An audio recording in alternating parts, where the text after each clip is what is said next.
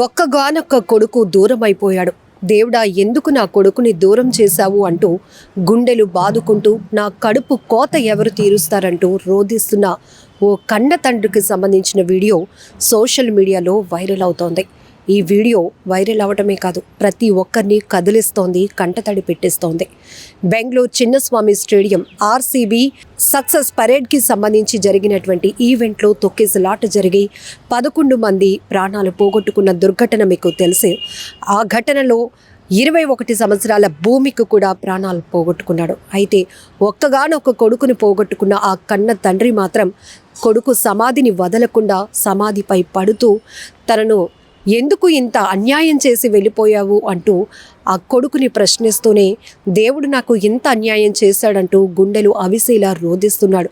ఇప్పుడు ప్రతి ఒక్కరిని ఈ వీడియో ఆలోచింపచేస్తోంది. ఎందుకంటే పిల్లలకి ఏది ఇష్టమో మనకు తెలుసు. పిల్లలు ఇష్టపడింది మనం ఇస్తే వాళ్ళు బాగా హ్యాపీ అవుతారని చెప్పి పేరెంట్స్ ఎంత సాక్రిఫైస్ చేస్తూ వాళ్ళకి ఇవ్వటానికి ఇష్టపడుతూ ఉంటారు. కానీ పిల్లలు తల్లిదండ్రుల కష్టాన్ని మీరు అసలు చూస్తున్నారా?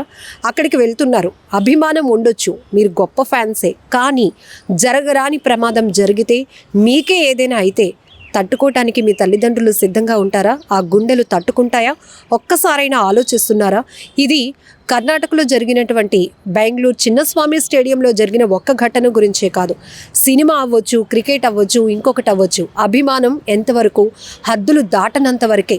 హద్దు దాటితే, మితి మీరితే అది ప్రమాదానికి తావిస్తోంది, ప్రాణాలు తీస్తోంది. ఇది నిజమైన మాట, వాస్తవం కూడా.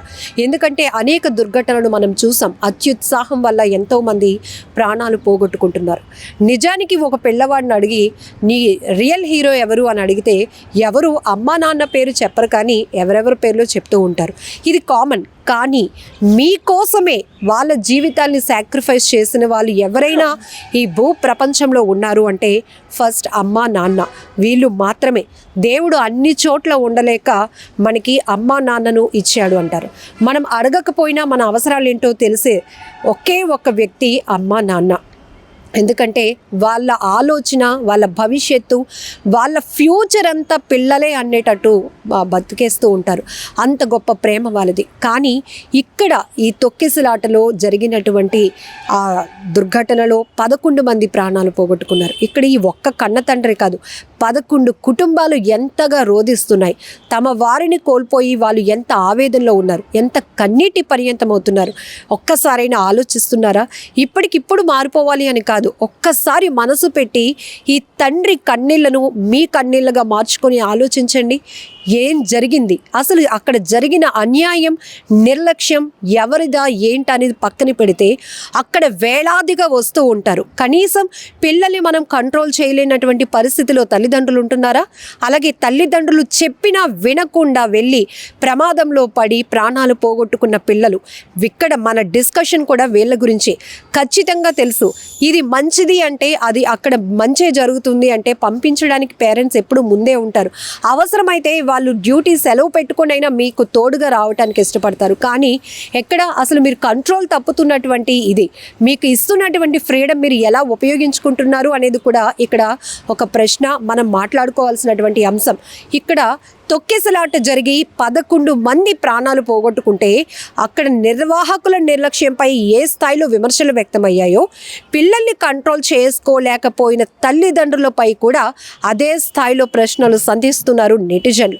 ఇక పిల్లల వరకు వస్తే కనీసం మీకు ఏం కావాలి, ఏది మంచి ఏది చెడు, ఇప్పటి వరకు మీకు గైడ్ చేస్తూ వస్తున్న మీ పేరెంట్స్ మీకు ఒక ఏజ్ వచ్చిన తర్వాత మీరు సొంత నిర్ణయాలు తీసుకుంటున్నారు, ఫ్రీడమ్ అంటున్నారు, ఫ్రెండ్స్ వెళ్తున్నారు కాబట్టి వాళ్ళతో మేము వెళ్తామంటున్నారు. కానీ అక్కడ మీ ప్రాణాలకు ఏదైనా ప్రమాదం ఉంటే ఎవరైనా వచ్చి కాపాడుతారా? మిమ్మల్ని కోల్పోతే మీ తల్లిదండ్రులు ఆ కడుపు కోత తీర్చలేనిది.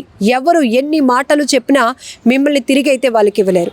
ఇక్కడ ఈ తొక్కిసలాటలో చనిపోయినటువంటి భూమికి కన్న తండ్రి కూడా కన్నీళ్లు పెట్టుకుంటూ చెప్తున్న మాటలు ఇవే. నా కొడుకుని పోలీసులు రక్షించడానికి ఊపిరాడలేనటువంటి పరిస్థితులు, తొక్కిసలాటలో చిక్కుకుపోయినటువంటి నా కొడుకుని వాళ్ళు తోడు పట్టుకుంటూ పోలీసులు ముందుకు తీసుకెళ్ళిన అంబులెన్స్ అక్కడ రెడీగా లేకపోవడం వల్ల నా బిడ్డ ప్రాణాలు వదిలేశాడు. దేవుడా, నా కొడుకుని ఎందుకు నాకు దూరం చేశావు అంటూ ఆ సమాధి వద్ద ఆయన రోధిస్తున్నాడు. మరొక వైపు నీకు నచ్చినట్టే ఇల్లు కట్టాను, నీకు నచ్చినట్టే అన్నీ చేశాను, మీ అమ్మ నిన్ను అపురూపంగా పెంచుకుంది, అపురూపంగా చూసుకుంటుంది, ఒక్కగానొక్క కొడుకువి ఇలా ప్రాణాలు పోగొట్టుకుని మాకు ఇంత వేదన రోదన మిగిల్చి వెళ్ళిపోయావంటూ ఆ తండ్రి సమాధిపై పడి ఏడుస్తూ కొడుకు కోసం గుండెలు బాదుకుంటూ ఏడుస్తున్నటువంటి తీరు ప్రతి ఒక్కరిని కదిలిస్తోంది. ఇప్పటికైనా మనం జాగ్రత్తగా ఉండాల్సిన అవసరం ఉంది. ఇది ఒక ఘటనే కాదు, చాలా చాలా సరదాతో వెళ్ళి ప్రమాదంలో పడి ప్రాణాలు పోగొట్టుకుంటున్న ప్రతి పిల్లల యొక్క కథ, కన్నీటి గాథ ఇదని చెప్పొచ్చు. అక్కడ వీళ్ళు ప్రాణాలు పోగొట్టుకున్నది ఒక్క క్షణంలో కావచ్చు, కానీ జీవితాంతం మీకోసం ఏడుస్తున్న మీ కన్న తల్లిదండ్రుల కన్నీళ్లు మాత్రం ఎవరు తొడవలేరు. ఇది మాత్రం గుర్తుపెట్టుకోండి. ఈ సమ్మర్ సీజన్లో ఎంతమంది పిల్లల ప్రాణాలు పోయాయి అంటే చెప్పడానికి మాకు కూడా మాటలు రావటం లేదు. బీచ్కి వెళ్తారు ఫ్రెండ్స్తో, అక్కడ అవుట్ ఆఫ్ కంట్రోల్, ఒకరి మాట ఒకరు వినరు, ఒకరిని చూసి మరొకరు అందులో సరదాలో మునిగిపోతారు, ప్రమాదంలో పడిపోతున్నారు. కాపాడే వాళ్ళు ఉంటారా అంటే ఉండరు. ఇక్కడ తల్లిదండ్రులకి ఫోన్ వస్తుంది, మీ పిల్లాడు ఇలా ఈతకని వచ్చి స్నానానికి దిగి మునిగిపోయాడు, చనిపోయాడని. అక్కడ వాళ్ళు గుండెలు బాదుకుంటూ మీ దగ్గరికి రావాలి. మీరు నిర్జీవంగా అంటే మీ మృతదేహాల వద్ద వాళ్ళు పడి ఏడవడం తప్ప మిమ్మల్ని వాళ్ళు మళ్ళీ ఎలా పొందాలో కూడా తెలీదు. కేవలం దేవుణ్ణి ఎందుకు ఇలా మా బిడ్డల్ని దూరం చేశావు అంటూ నిందిస్తూ ఏడవడం తప్ప ఏమీ చేయలేని నిస్సహాయమైన పరిస్థితి. ఇక్కడ ఈ కన్న తండ్రిని మనం ఒక్కసారి ఆయన పెయిన్ని ఓన్ చేసుకుందాం. ఆయన చేసింది కూడా తప్పే, ఎందుకంటే అలాంటి బిగ్ ఈవెంట్స్కి ఏ స్థాయిలో జనం వస్తారో తెలుసు, ఏ స్థాయిలో ఫ్యాన్స్ వస్తారో తెలుసు. అక్కడికి వచ్చిన వాళ్ళు కంట్రోల్లో ఉంటారో ఉండరో పిల్లలకు తెలియకపోవచ్చు, కానీ పెద్దవాళ్ళుగా మనకి తెలుసు. అక్కడికి వెళ్తే పిల్లవాడు మళ్ళీ తిరిగి సేఫ్గా వస్తాడా, అక్కడికి వెళ్ళటం కరెక్టైనా, మనం వాళ్ళని ఎంతవరకు కంట్రోల్లో పెట్టుకోగలుగుతాం. పిల్లలకి నచ్చినట్టు అన్నీ చేయటం, చూసి ఇవ్వటం, లేకపోతే సాక్రిఫైస్ చేసి ఇవ్వడం కాదు. ముందు వాళ్ళని మనం రక్షించుకోలేనటువంటి పరిస్థితిలో ఉంటే ఎవరిని నిందించి ఏం లాభం అనేది కూడా ఇక్కడ మరికొంతమంది అభిప్రాయాలు వ్యక్తం చేస్తున్నారు. ఏదేమైనా ఈ దుర్ఘటన చాలా బాధాకరం. బట్ ప్రస్తుతం సోషల్ మీడియాలో ఈ తండ్రి రోదన, తండ్రి కన్నీటి గాథ చూసిన ప్రతి ఒక్కరూ మాత్రం గుండెలు వణుకుపోతున్నాయి. ఎందుకంటే ఇంత దుఃఖాన్ని వాళ్ళు దిగమింగుకొని ఎలా ముందుకు వెళ్ళగలుగుతారు అనేది కూడా ఒక ప్రశ్నే. ఇక్కడ భూమికి లాంటి ఒక కొడుకును పోగొట్టుకున్న కన్న తండ్రి కన్నీళ్ళే కాదు, ఇలాంటి ఘటనలు మరెప్పుడు కూడా జరగకుండా ఉండాలి అంటే మనం కూడా జాగ్రత్తగా ఉండాల్సిన అవసరం చాలానే ఉంది. సో ఈ వీడియో పైన మీరేమంటారో, ఇక్కడ నిర్లక్ష్యమా, తొక్కేసలాట, ఎంతమంది ప్రాణాలు పోగొట్టుకున్నారు అనేది పక్కన పెడితే ఇలాంటివి జరగకుండా ఉండాలి అంటే ఎక్కడెక్కడ ఏ స్థాయిలో ముందు పర్యవేక్షణ అవసరం, ఎలా కంట్రోల్లో ఉండాలి, పేరెంట్స్ పాత్ర ఏంటి, పిల్లల పాత్ర ఏంటి అనేది విషయంపై కూడా మీ అభిప్రాయాలను కామెంట్ బాక్స్లో తెలపండి.